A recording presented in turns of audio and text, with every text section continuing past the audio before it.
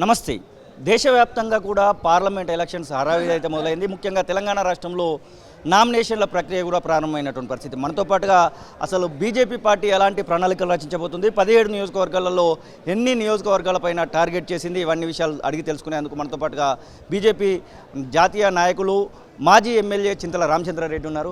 Sir, ఎలా ఉండబోతుంది అనుకుంటున్నారు? ఇంకొక 20 రోజులు మాత్రమే మనకు సమయం కనబడతా ఉంది ప్రచారానికి. అలాగే మే 13వ తారీఖున పోలింగ్ కూడా జరగనున్నటువంటి పరిస్థితి. ఎన్ని నియోజకవర్గాలపైన గెలవడానికి అవకాశం కనబడతా ఉంది? అత్యధికమైనటువంటి పార్లమెంట్ నియోజకవర్గాలు భారతీయ జనతా పార్టీ గెలుస్తుందని ఇది నేను చెప్పడం లేదు. స్వయాన కాంగ్రెస్ పార్టీ వాళ్ళు, బీఆర్ఎస్ పార్టీ వాళ్ళు చెప్తున్నారు. బీఆర్ఎస్ ఈనాడు అడగంటిపోయింది. బీఆర్ఎస్ చెల్లని నాణ్యమైపోయింది. బీఆర్ఎస్ అతి తక్కువ సమయంలో దేశంలో ఉన్నటువంటి రాజకీయ పార్టీలను చూసినట్టయితే ఒక్క బీఆర్ఎస్ పార్టీ 100 రోజులలో భూస్థాపితం అయిపోయింది. ప్రజలు ఈనాడు తిరస్కరించారు, చీదరిస్తున్నారు. కాబట్టి భారతీయ జనతా పార్టీ సీట్లు ఎక్కువ గెలవడానికి మాకు అవకాశం ఉంది. డబుల్ డిజిట్స్ రావడం ఖాయం.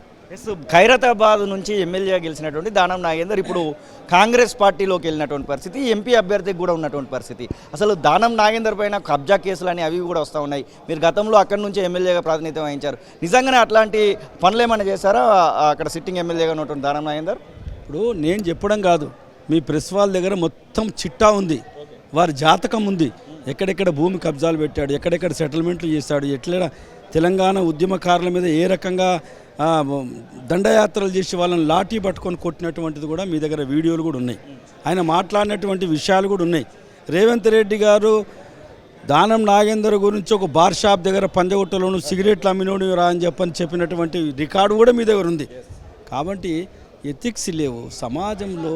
సమాజాన్ని ఈనాడు చిన్న చూపు చూస్తున్నారు రాజకీయ నాయకులు. ప్రజలు గెలిపించినటువంటి పార్టీని ఈనాడు వెంటనే అధికారం గురించి అహంభావంతో, డబ్బు మదంతో గెలవాలని చెప్పనేది అనుకుంటున్నారో తప్పనిసరిగా ప్రజలు దానం నాగేందర్ని ఈనాడు తిరస్కరిస్తారు. కిషన్ రెడ్డి కొద్దిసేపటి క్రితం 10 లక్షల కోట్ల రూపాయలను 10 సంవత్సరాలలో తీసుకురావడం జరిగింది, సెంట్రల్ గవర్నమెంట్ ఇచ్చింది అనేటువంటి మాట మాట్లాడుతున్నారు. గతంలో ఇక్కడ పనిచేసినటువంటి బీఆర్ఎస్ ప్రభుత్వం మాత్రం కనీసం మేము ₹1 కూడా సెంట్రల్ నుంచి తీసుకోలేనటువంటి మాటలు మాట్లాడుతున్నటువంటి పరిస్థితి. అసలు పొంతన కనబడట్లేదు కదా.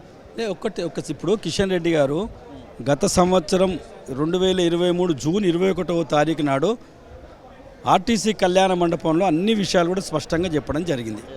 ఈనాడు పింగళ వెంకటరామరెడ్డి గారిలో మీ సమక్షంలో దమ్ము ధైర్యం ఉంటే ఆనాటి నుంచి ఈనాటి వరకు ఎందుకు బీఆర్ఎస్ ఆనాడు అధికారంలో ఉంది ఖండించలేదు, ఫలాంది తప్పు అని చెప్పలేదు, మాకేమి ఇయ్యలేదనే చెప్తున్నారు. కానీ ఇది చెప్పింది తప్పని ఎందుకు చెప్పడం లేదు? ఇది భారతీయ జనతా పార్టీ కార్యకర్తగా నేను డిమాండ్ చేస్తున్నాను. నకిలీ తొలి వెలుగు చక్కర్లో పడొద్దు, అసలైన తొలి వెలుగును ఫాలో అవ్వండి.